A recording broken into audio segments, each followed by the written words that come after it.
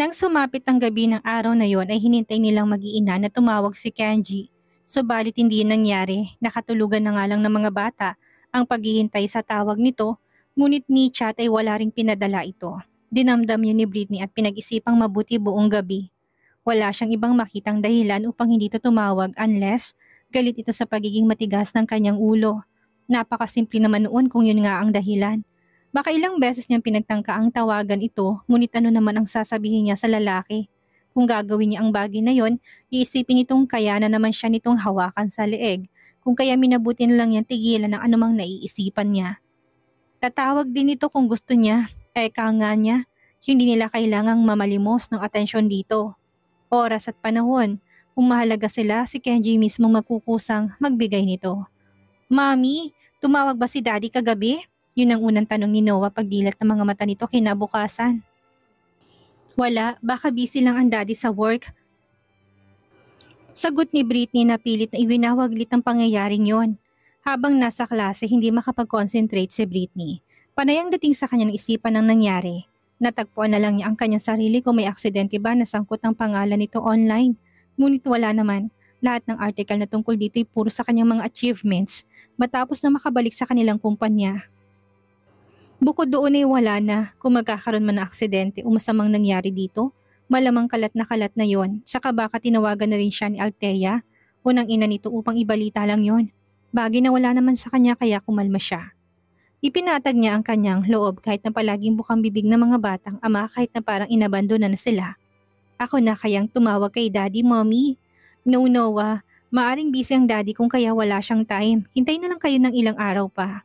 Pero Mami, baka hinihintay niya lang na tawagan natin siya. Hindi kaya galit siya sa atin? Bakit naman magagalit si Daddy? Inosenteng tanong ni Andrea. Ewan ko, baka lang naman galit siya kaya hindi tumatawag. Si Noah na lumupaypay ng magkabilang balikat. Nasa hapag sila noon at kumakain ng dinner nang muling mabuksan ang topic tungkol kay Kenji na kahit iniiwasan ni Britney na mabuksan. Ayun at pinag-uusapan pa rin nilang mag-iina. Nakaramdam ng awa si Britney sa mga anak pero hindi siya papayag na silang mag-e-effort na makausap si Kenji. Malakas ang kutob niya na busy lang talaga si Kenji at yun ang papanindigan niya.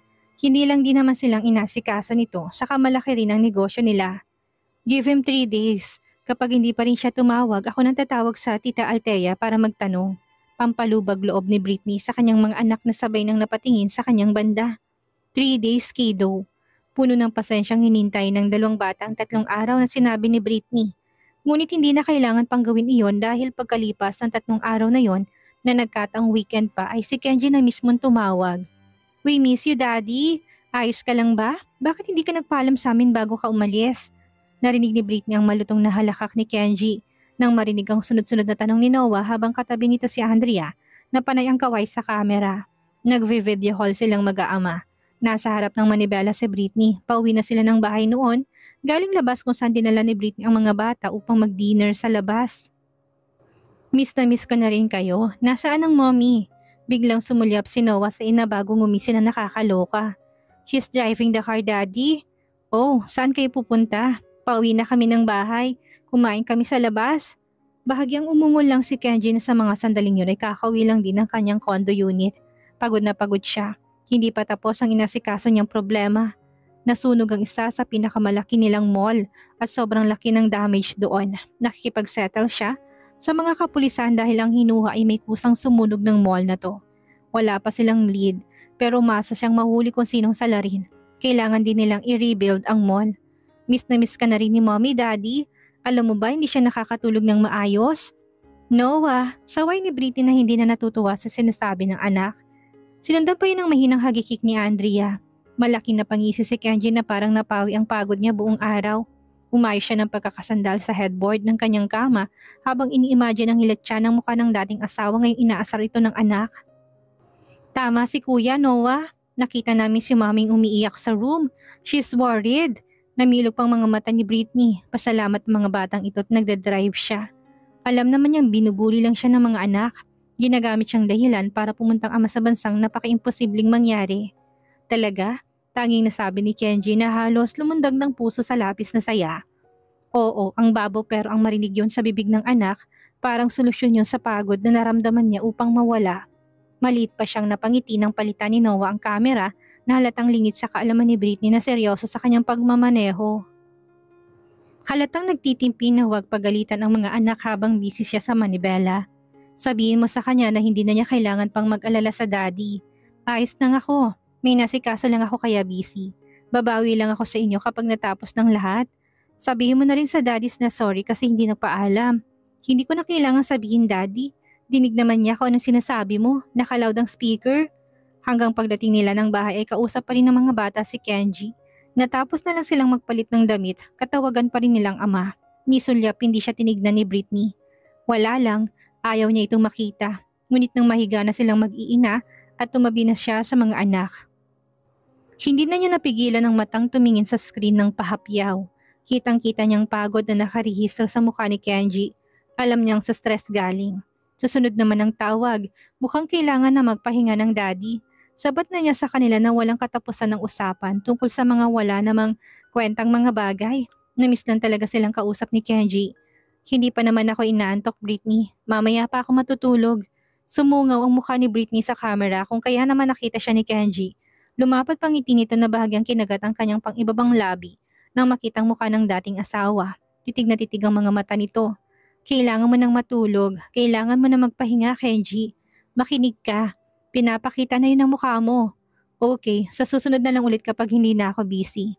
Ayos na ni Kenji nang higa sa kama. I love you. Agad inalis ni Britney ang camera sa mukha tinarap na yun sa mga bata. I love you too, Daddy. Do it na Andrea at Noah sabay kaway pa sa kanya ng muting mga kamay. Ngumiti si Kenji at tumango, matamang hinihintay ang magiging sagot sa kanya ng dating asawa na bigo siyang marinig. Inaasahan niya man niya yun, pero nasasaktan pa rin siya na hindi ito sumagot. Good night, ang sabi ni Britney sa kanyang sarili noong bago pa lang silang dating sa Malaysia. At makitang ganda ng lugar na kinatitirikan ng townhouse ay nais niyang doon na mag-retired at tumira hanggang sa kanyang pagtanda. Dito niya gustong gugulin ang buong panahon niya habang patuloy na nagpipinta. Subalit nang dumating ang araw na yun, batid niyang wala ng katuparan pang pangarap niyang iyon. Nagbagong pananaw niya at kagustuhan, lalo pat alam niyang nanganganib ang buhay nilang lahat. Hindi lang siya, hindi lang mga bata, kundi silang lahat na maging ang buhay ng mga maid niya. Pipili niya bang pumirmi at tuparin ang pangarap noon na ang buong akala niya'y madali? Nanginginig ang kanyang buong katawan ng hapong yun ang makawit sa piti ng townhouse. Laking pasalamat niya na nakaya niya pang mag-drive na hindi bumabangga kahit na malapit lang naman ang studio niya sa townhouse. Gulong-gulo ang kanyang buhok, hindi may pintang mukha at para bang anumang oras ay tatakasan na siya ng sarili niyang ulirat. Gulantang ang mga maid nang makitang kanyang itsurang yon. Hindi nila magawang makapagtanong sa amo na halatang may malalang trauma o guni-guni lang nila. Makahulugan silang nagkatinginan, walang sino man ang nagtangkang magsalita. Agad siyang binigyan ni Manang Elsa ng isang baso ng malamig na tubig, puno ng pagtatakang mata. Madam Britney, anong nangyayari? Hindi nakatiis ay usisa ng matanda, naramdaman niyang may ibang nangyari sa amo. Bakit ganyan ang itsura niyo?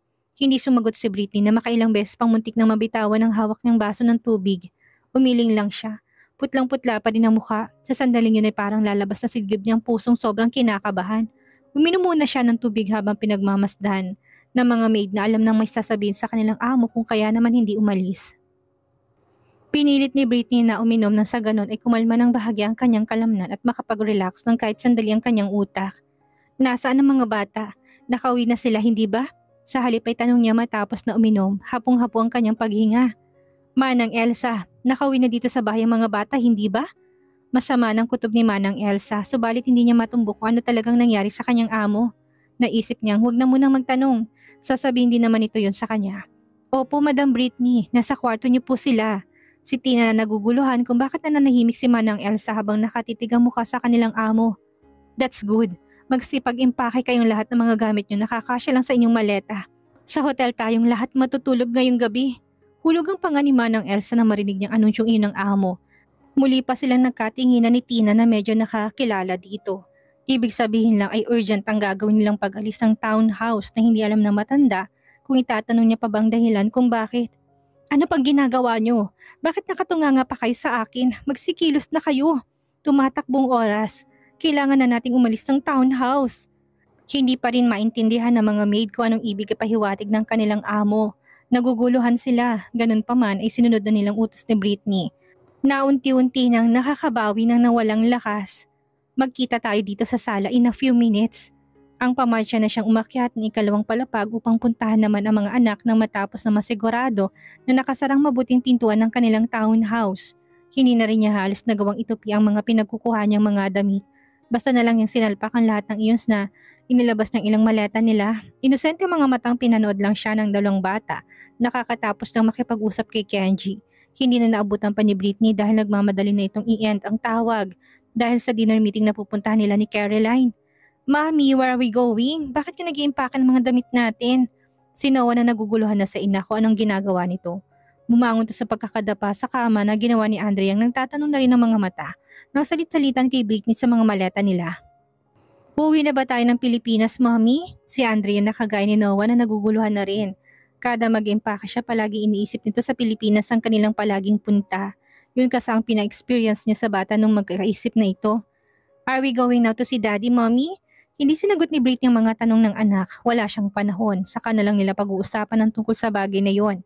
Nag-concentrate lang siya sa kanyang ginagawa na parang walang naririnig. Kailangan nilang makaalis na kaagad ng townhouse bago pa sumapit ang dilim. Pakiramdam niya hindi safe silang lahat kung abutin pa ng umaga. Upa na lang siya na mag-iimpake ng kanilang lahat ng mga gamit na naroon at makikisuyo na lang siya sa mga cargo ship upang ipaship siya. Ang lahat na ito pabalik ng Pilipinas, ilang ang tanging parang naisip niya para kumalma siya at umayos na muli ang takbo ng kanyang isipan ngayon. Let's talk about it later, kiddo. We need to leave this house first. Naintindihan niyo? We need to leave. Kabadong-kabado si Britney nang paalis na sila ng townhouse. Sunod-sunod siyang lumunok ng laway, halos paliparin na niyang sasakyan palabas ng garahe. Pakiramdam niya biglang susulpot ng mga tauhan ni Maki at tatangay silang lahat upang dalhin sa kung saan at utos ng lalaki upang maparusahan sila at paulit-ulit na pahirapan. Ilang araw nang ang lalaking pabalik-balik sa kanyang studio na nung una hindi niya pinansin at binigyan ng masamang motibo dahil may pinagsamahan naman sila. Unti-unti itong nanggugulo sa paglipas ng araw na binaliwala niya ulit. Hindi rin naman ito lasing kaya ayos lang. Jeremy, hindi na pwedeng gusto mo, mag-move on ka na. Wala akong nararamdaman para sa'yo. Ang mabuti pa yung mga anak mo na munang pagtuunan mo ng pansin. Sila na lang muna. Hindi kailangang humanap ka ng babaeng magmamahal sa kanila. Kaya mo na yung ibigay nilang bilang ama. Gusto ko nila maging stepmother, Joanna. Mahal ka ni na Caleb at Chloe. Kaya sige na please. Last chance, bigyan mo ko ng pagkakataon pa na patunayan ang sarili ko sa'yo. Hindi na ako gaya ng dati. Nagbago na ako. Malaki ng pinagbago ko. Saka hindi ba okay naman na tayo dati pa? Okay tayo bago ka umuwi noon. Maki, ilang beses ko bang sasabihin sa'yo na tama na, wala na, hindi na kita mahal. Wala na. Joanna, please. Just give me a chance. Ano bang gusto mong gawin ko para pumayag ka, ha? Wala. Just leave me alone, Maki. Stop chasing dahil wala ka na anong mga asahan pa sa akin. Nung una ay medyo maayos-ayos pa tong nakikiusap na magkabalikan silang dalawa. Araw-araw tong nangihinuyo. Ngunit lagi niya itong tinatanggihan dahil wala na talaga. Tama nga ang kwento ni Desiree sa kanya na hindi natuloy ang kasal nito sa local celebrity. Ang hindi niya maintindihan ay kung bakit sa kabila noon ay babalik ito sa kanya taasa na may pagkakataon pa silang maging maayos. Hindi siya hibang, matagal ng panahon na tinapos niyang lahat sa kanila. Pagkakaibigan na lang ang kaya niyang i-offer sa dating nobyo. Ngunit ayaw naman itong tanggapin yon. Ang buong akala ni Britney ay gaya ng dati na susuyuin siya nito hanggang sa bumigay siya. Tutal ay may pinagsamahan naman silang dalawa dahil sa naging relasyon nila na umabot ng taon. Subalit hindi, nagkamali si Britney hindi niya inaasahan. Maki, ano ba? Ano bang ginagawa mo? Pinagtangkaan siyang halayin nito kanina nang pumunta sa studio niya. Siya na lang naroon dahil nag-uwian ng mga student niya. Palagay naman ang loob niyang normal na araw lang yon gaya ng dati. Kapag umuwi na siya, uuwi na rin to. Nagawa niya itong mahampas ng vase na kanyang nahagilap dahil kung hindi, paniguradong nagtagumpay na ito sa kanyang madilim na plano. Hindi naman niya napuruhan. Alam niyang pitik lang yun at hindi aabot sa puntong mawawalan to ng ulirat. Nasaktan niya lang, kaya pa sana yung pag-usapan kung marereport to pero ang nakakakilabot sa kanyang nagpangindig ng bawat imay-may ng laman ay ang binitawan nitong bantang hindi niya sukat akalaing maririnig niya mula sa bibig ng lalaki minsan naging bahagi rin naman ng buhay nilang mag-iina. Banta na sobrang ikinatakot niya kaya nakapag-desisyon siya ng bigla. Humanda ka sa akin, Joanna. Uubusin ko kayo. Ang mga anak mo ipapahirapan ko at maging ang mga maid mo idadamay ko. Papatayin ko kayong lahat. Uunahin ko silang tanggalan ng buhay sa harapan mo bago kita isusunod. Narinig mo? Uubusin ko kayong mag-iina at ang mga maid, Britney, Joanna. Maring ipinilig ni Britney ang kanyang ulo upang palisin ang tagpong iyon sa kanyang isipan. Ayaw na muna niyang balikan pang tagpong iyon dahil hindi na naman niya mapigilan na magpanik. Nakahinga lang siya ng maluwag nang nasa hotel na silang lahat. Habang naroon ay nagsimula na siyang kumontak ng mga company na maaring mag-ayos ng kanilang mga gamit. May package ang mga ito na silang nang bahala sa lahat ng iyon at maging ang pagpapaship sa address na ibibigay niya kung saan ito dadalhin. Britney dropped everything ng gabing iyon maliban sa kanyang karera, nakaakibat ng kanyang pangalan at siyang talento niya, maging ang studio niya at ang klase niya. Nagrason na lang siya na emergency ang gagawin nilang pag-uwi ng bansa. Hindi niya kailangang sabihin ang totoo, lalo pa at pinsan pa ni Maki si Desiree na isa sa mga student. Natural na maraming manghihinayang pero pinairal nilang maging maunawain. Nag-refund naman si Britney. Sinabi rin niya na yung mga nasimulan nilang painting siya nang tatapos at ipapaship niya na lang isa-isa upang makapunta ng kanilang owner bilang regalo. Ano ba talagang nangyari, Madam Britney? Hindi ako naniniwala at hindi ako mapalagay na wala lang ang mga to. I mean walang dahilan. Hindi tayo mag-aal sa valuta ng ganun lang kabilis kung wala at babalik ng Pilipinas ng biglaan. Maari mo nang sabihin, nasa airplane na tayo ngayon, ungkat ni Manang Elsa. Kasalukuyang lulan na mga sila ng eroplano pauwi ng Pilipinas ng sandaling yon. 3 araw silang namalagi sa hotel hanggang sa nasettle down ni Britney ang lahat ng mga kailangan. Ibinenta niya rin maging ang sasakyang ginagamit. Nagawa na rin niyang mag-empake ang lahat ng kanilang mga gamit. Makauwi lang sila ng Pilipinas. Mapapasunod na niyang mga yun sa kanila, pasalamat na lang siya at simula nang yun ang bakasyon ng mga bata para sa panibagong taon ng pasukan. Hindi damay ang pag-aaral ng mga anak na itatransfer na lang niya kung saan nag-aaral ang mga pinsan nila sa side ni Althea. Ang tanging nasa isip ni Britney na mga sandaling yon ay ang makaalis ng bansa. Doon siya mas mapapanatag pa. Si Maki Manang Elsa, nagpalingaling ang mga mata ni Britney upang tingnan ang mga kasamang maid na tulog ng mga oras na yon. Ganon din ang mga bata. Silang dalawa lang matandang natitirang gising sa biyahe. Hindi siya makatulog. Iniisip niya kung tama bang kanyang desisyon o pangangunahan lang siya ng takot. Hindi niya na kailangan pang ipaalam yun kay Kenji, knowing at baka mamaya kung ano pang mangyari. Ayaw naman niyang palakihin pang problema. Sila na lang ang lalayo. Sila na lang ang aalis. Konsensya na lang ni Maki kung meron pa man itong hindi sila magkausap na muli bago sila tuluyang umalis ng bansa dahil sa kanya. Bakit? Anong ginawa sa'yo ng lalaki yun para umalis tayo at bumalik ng Pilipinas ng biglaan? Sabihin mo na, may masama siyang ginawa? Bumalong ng mga luha ni Britney na noon lang niya nagawang ilabas. Ilang araw niya na yung kinikimkim dahil pinilit niyang maging matatag sa harapan ng lahat at ng kanyang mga anak. Dahil kung magiging mahina siya, wala siyang anumang matatapos na gawin. Kung pipiliin niya mag-breakdown siya, mas malaking gulo pa yun na baka mas ikapahamak nila. Oo, maaring madala sa legal na paraan pero paano niya nasisigurong titigil na nga ng tuluyan si Maki? Trauma na siya dito. Ayaw na niyang makita ang lalaki kahit ng anino nito. Isa pa si Kenji talagang iniingatan niya na makaalam noon. Ang daldal pa naman ng mga anak niya. Natatakot siya na baka mabanggit yun kay Kenji na kahit nasa hotel sila'y tumatawag pa rin sa mga bata. Mabuti na yung wala itong alam. Sinabihan na lang niyang mga anak na wag ditong babanggitin ang ginawa nila. Pinalabas nilang surprise nila ito sa ama kung kaya bigla silang uuwi ng Pilipinas na hindi na mahintay pa ng mga bata. Ganun na itago ni Britney ang lahat-lahat at kinuntsaba pang mga anak. Halos pagsamantalahan niya ako Manang Elsa. Almost kung hindi ako nakatakas ay paniguradong nagawa niyang gusto niyang mangyari. Halos hindi lumabas sa lalamunan ni Britney. Sobrang ikinabigla yun ng kausap niyang matandang napadilat ng mga mata dahil hindi niya naisip na ganun pala kalala ang problemang dala at pasan ng kanilang amo. Hindi lang yun, pinagbantaan niya rin ang buhay ng bawat isa sa atin noong hindi niya nagawa ang gusto niya. Kaya nagdesisyon ako umalis na lang tayo. Bumalik na lang tayo ng Pilipinas. Ayoko merong mapahama kahit na isa sa inyo. Mariing kagat pa ni Britney sa kanyang labi upang wag lumakas ang iyak. Pilit niyang pinigilang kumawala pang kanyang mga hikbi. Ano? Diyos kong mahabagin. Bakit ngayon mo lang sinabi, Madam Britney? Dapat inireport natin siya sa mga pulis. Ang mga kagaya niya dapat na tinuturuan ng leksyon. Ang kapal ng apog niya. Ano kayang mangyayari ngayon tila baliw na si Maki at may pagbabanta pa sa mga mahal sa buhay ni Britney? Matakasan kaya ni Britney ang binata gayong galit na galit ito sa kanya. Yan ang ating aalamin sa susunod nating kabanata.